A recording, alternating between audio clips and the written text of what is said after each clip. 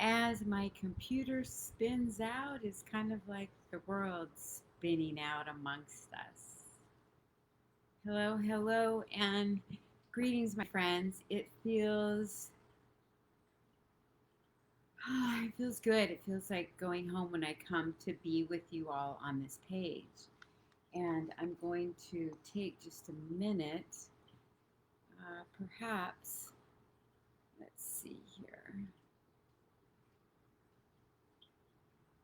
It's not allowing me to invite, but anyway, invite your friends. I hope that you see me live here and you join me for this brief teaching.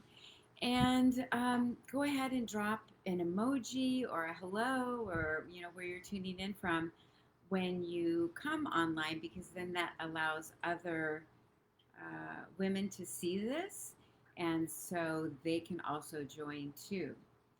And today I want to come and have a conversation about obstacles and about the idea that our obstacles can be the way. And let's see who's tuning in here. I wish I could see who's here. Um, okay. Anyway, drop your name in the comment or something like that.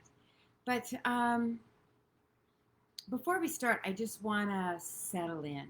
I want to invite you. It's the middle of the day. It's perhaps lunchtime for some of you, and you have half of your day is gone already. So let's just drop in and let's settle and just have a moment of stillness before we start.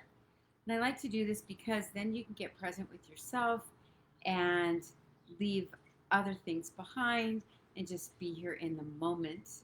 And so let's lay down the things that aren't serving you right now. Let's lay down the things that happened in the morning that, aren't serving you. Let's just let them go. And do whatever it takes for you to go within. For me, I like to just close my eyes and drop in. And it can also include breathing deeply. It can also include grounding your feet, putting your feet on the ground, putting your feet on the grass, and just breathing and dropping in here for a moment. And maybe just for this moment, feel the breeze or feel the wind. And if there is none, imagine what that feels like.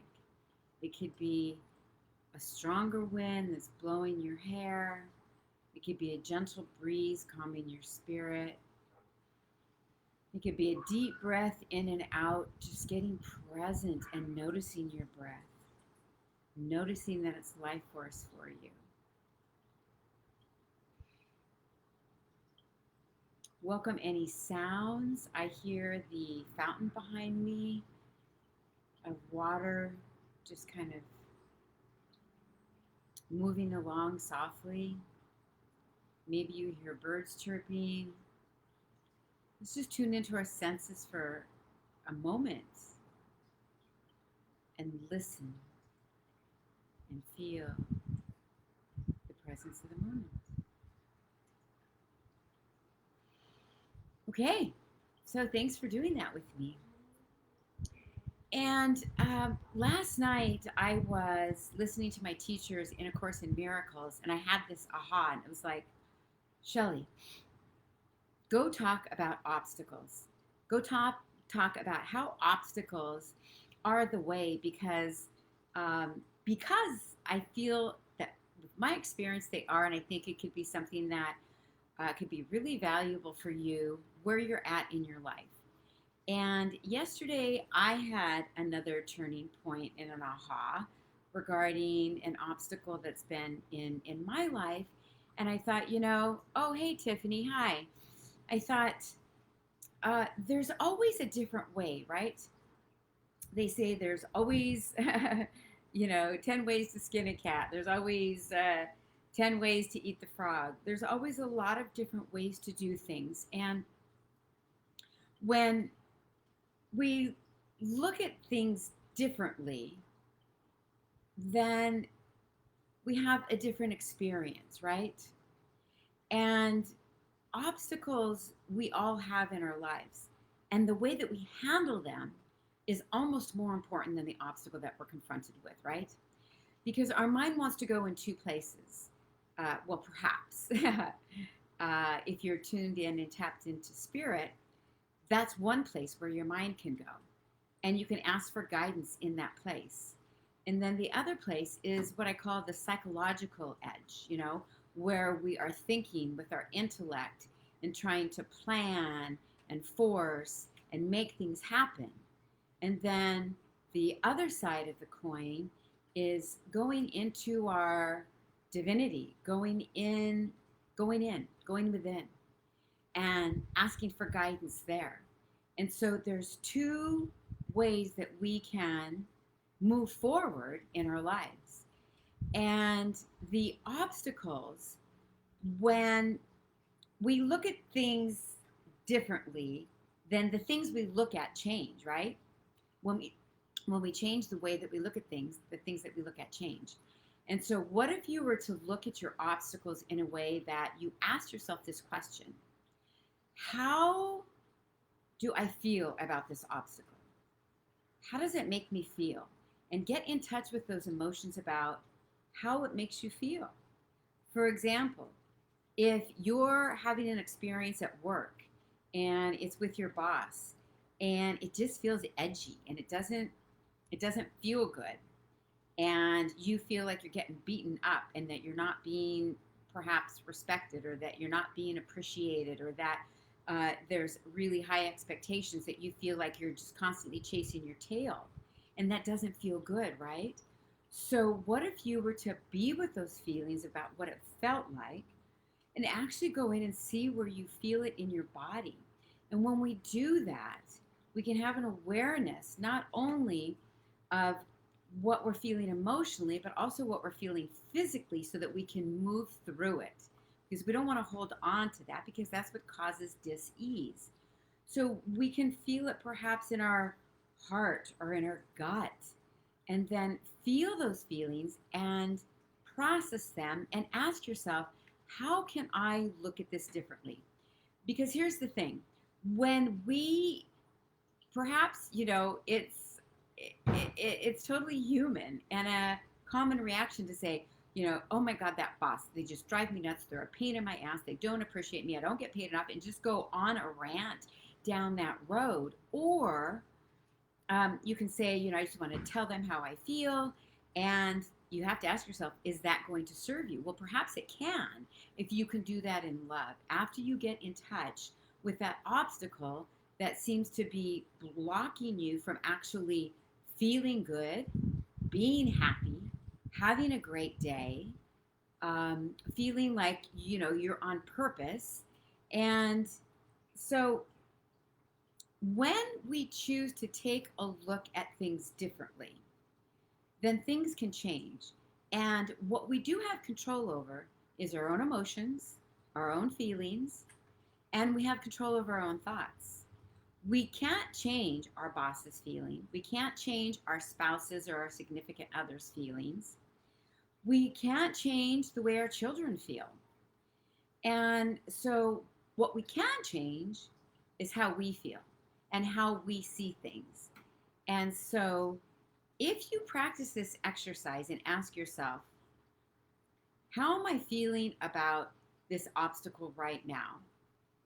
And how can I change it so where I'm not feeling stuck or obstructed or pushed back?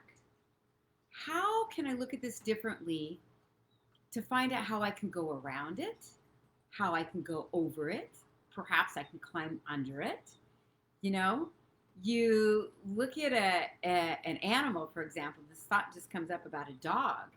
And there are animals like border collies that are just really, really busy, and they're meant to be on the farm and herding animals and all that. And I knew of someone who had a border collie that constantly was digging itself out of the backyard, and so for freedom to go find the sheep or whatever it wanted to do. And the thing is that we can feel like we're fenced in, and with this obstacle, just like that dog can. But if we look around and we get creative, it's like, oh, aha, the dog sees maybe a little bit of a tunnel underneath the fence, and he just starts digging it. Eventually, after a while, he's persistent, he doesn't give up, and he finds his way to freedom. We too, as human beings and as spiritual beings, can also find our way through. And as I mentioned the topic in this teaching, your obstacles are the way. What if you were to take a look at an obstacle that you are confronted with right now and look for the silver lining? Look at it differently to see what it has to teach you. Because I truly believe, from my personal perspective, that obstacles are similar to challenges and struggles, and they have something to teach us. Because everything that comes into our life, we can turn it into a teaching moment. If we choose not to turn it into a teaching moment where there's something that we can learn, what typically happens is we continue to push, right? We continue to push. We continue to try to juxtapose. We continue to try and make it work the way that we see it, the way that we've got it planned out, the way that we want it to work out. And if we are getting pushback from that, though, that is, that's the number one flag. It's like a red flag. Anytime there's suffering, anytime there's pushback, anytime things aren't working out, what we want to do is take a look at it and find out how we can bring meaning and purpose to what's happening.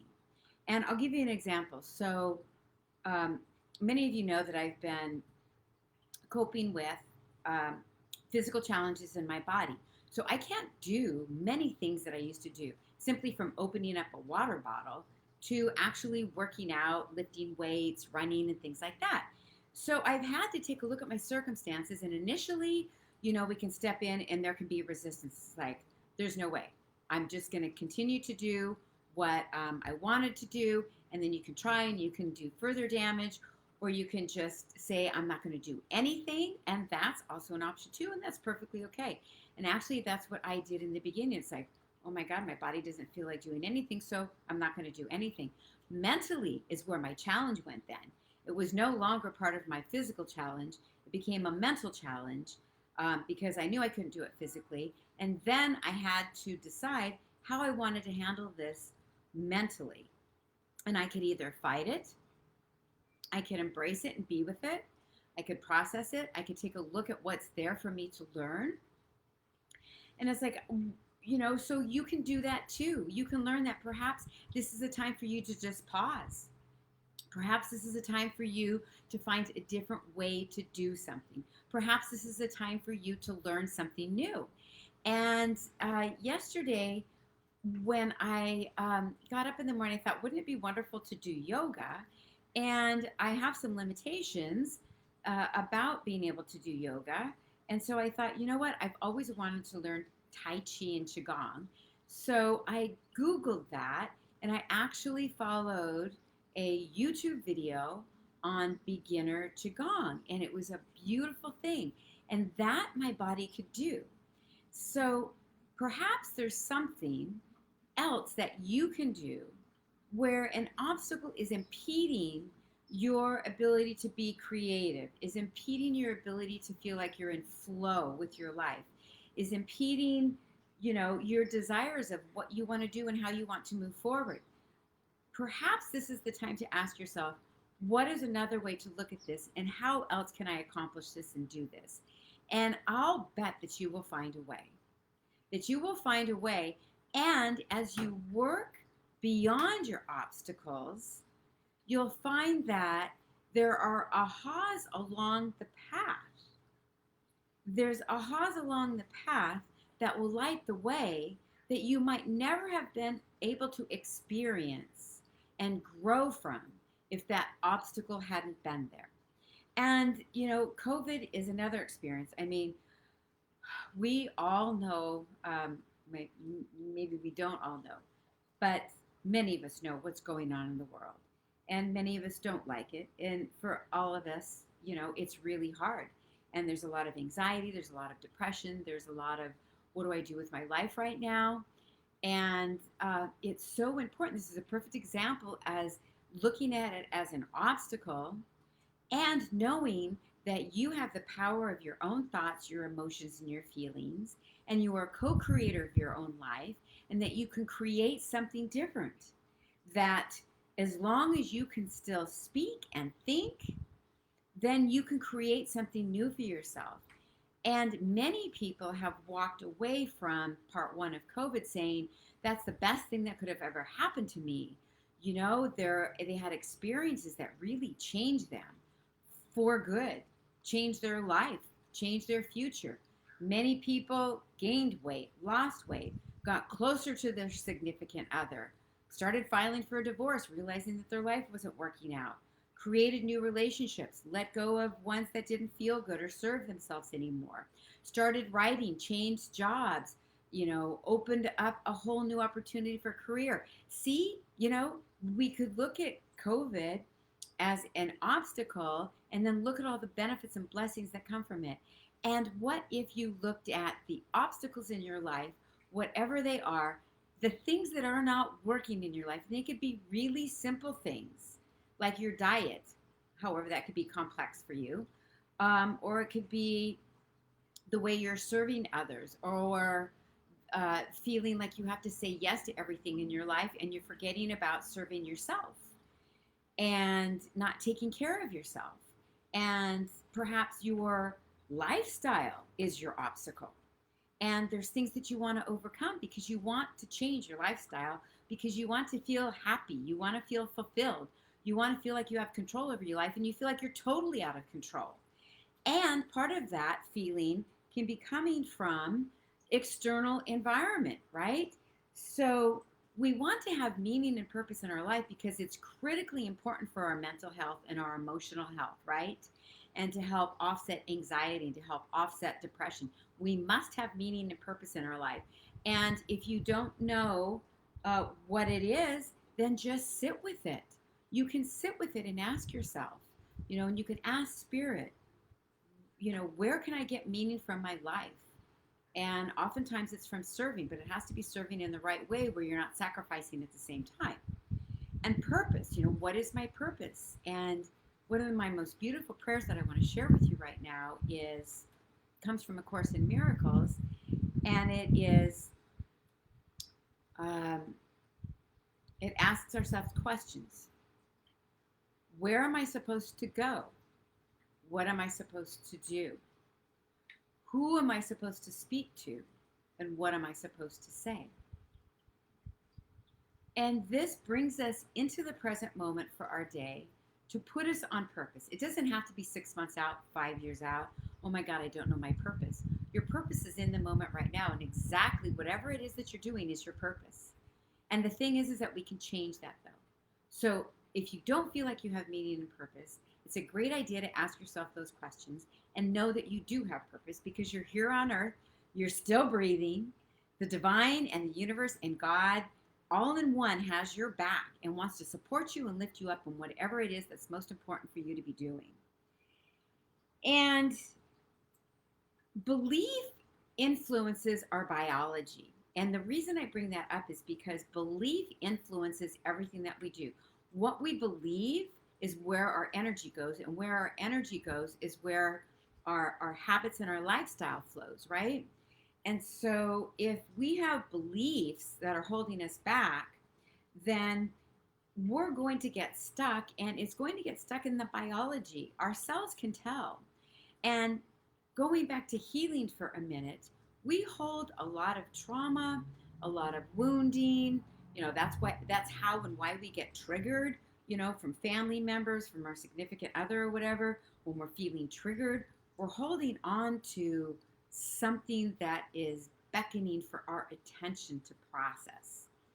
I remember one time I was living with my roommate, Jack, and we had a big, huge house, but we did not have doors on many of the the rooms, and we both worked and we both did coaching. And so he was doing a coaching session, and he ended up buying these heavy duty moving blankets to hang in the door to buffer the sound, right? Because he needed quiet space, but yet I needed to be able to live my life.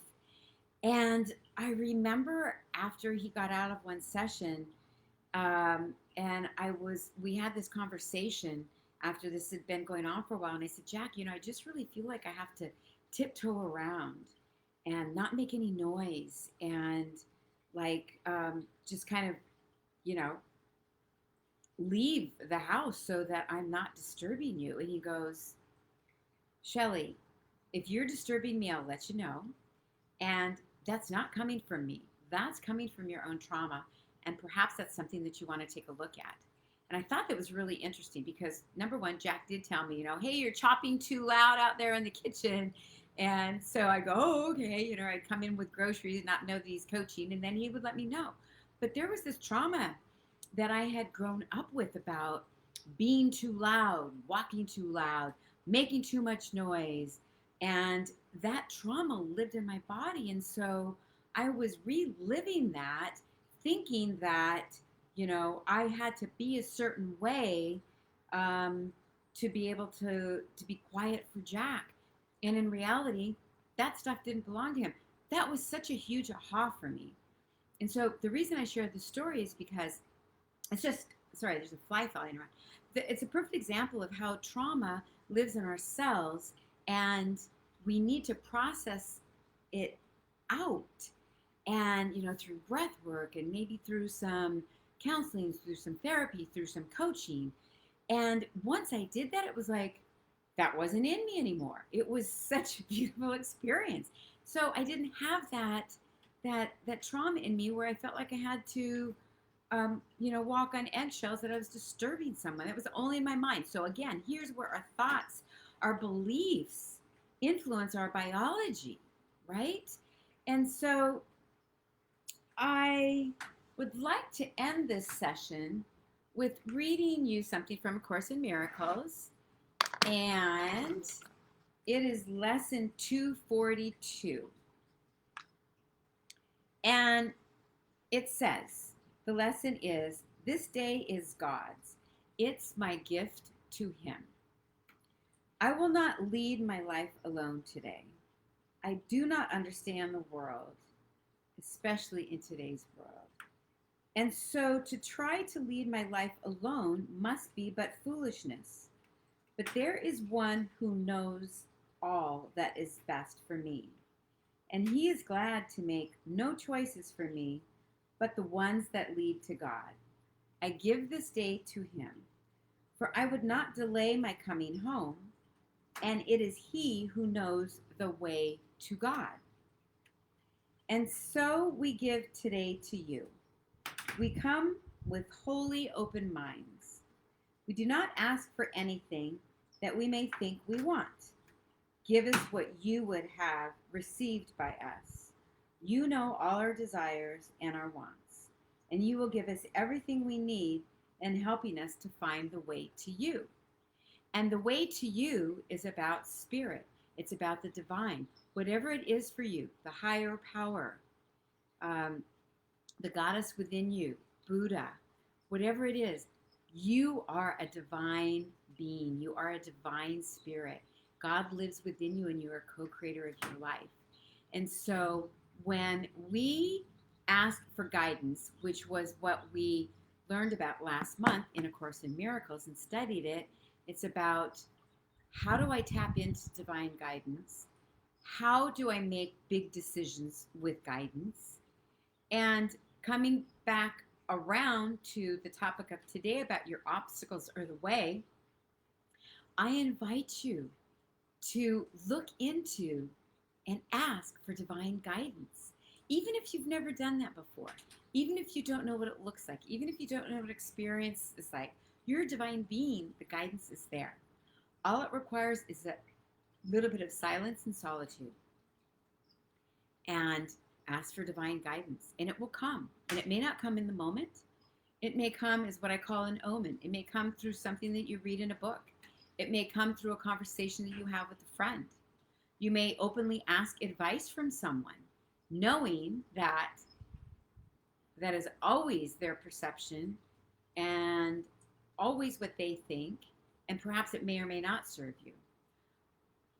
Divine guidance comes in so many different ways, and it comes from this inner voice that's in here too. Sometimes you just start hearing this voice and it's beginning to guide you and share with you what you want to do. And when you do get that, and when you feel that, whether it's, your intuition that you call it, or your gut instinct, I encourage you and inspire you to act on it. Act on it. Don't second guess it. Act on it. Give it a try. Give it a go. And that will give you confidence, not in only knowing what that looks like and feels like, but in knowing that when you act on it, this is the right thing to do. And you don't have to think of the answers for yourself. So we are constantly in the unknowing, right? I mean, many of us want clarity in our lives. We want to know exactly what's happening next. And the truth of it is that our life can change on a dime, no matter how much we're planning, no matter how much we want to be in control. So I invite you in this closing to try it just for an hour, to allow your own guidance to guide you for your next step in today. Ask for guidance, pause, listen, and see what it calls you to do. This is Shelley Marenka with Inspired Living. I am so honored, that's a new word, honored. I am so honored to be here with you today and share this teaching with you. I really encourage your comments and your questions for a couple of reasons. One is that it allows other people to see this video because the more that you comment, the more that you ask questions, the more it gets circulated in our group. And I would love this video to touch as many women as possible and help as many women as possible. And if you'd like to share it with your friends, that's also possible too. All of my videos are, unless they're in my courses, are shareable. And you can reach out to me through DM. Hi, Laura. I see a question for you. What is that book? This book that I'm reading from is A Course in Miracles. It's A Course in Miracles. And it is a course that I've been taking since January, Laura, and many people have heard about it. It's been around for decades, and it is really the divine wisdom of one woman that she put into a book called A Course in Miracles, and it's truly all about love. That's what it's about, and it's about uncovering all the ways that we push away love, that we don't allow love to come into our lives, and then also to get in touch with what love truly is, and basically that's us. That's who we are. And it's a difficult course to do on your own. It's a difficult book to read on your own. However, I encourage you to get curious if you are, inquire about it, and if you're interested in learning about how to get in touch with becoming a part of a course. This is a year-long. We started in January, and I'm going to do it again next year because this is a book that you can read over and over and again. My friend Jack gave it to me, and when he blessed me with it, he said, read it every day and read it for 5 years. And I went, what? What? Okay. So anyway, that's the name of the book. Laura, if you wouldn't mind typing in the comments, if you're still live with us, that it's A Course in Miracles. That's where that quote came from. So anyway, much love to you. I'll see you again when Spirit inspires me, and we'll be in touch. All right? I love you guys so much. Remember that you are love. You have everything you need inside you to maximize your potential and live to the fullest of your desires. And as always, love yourself more, my friends. Ciao for now.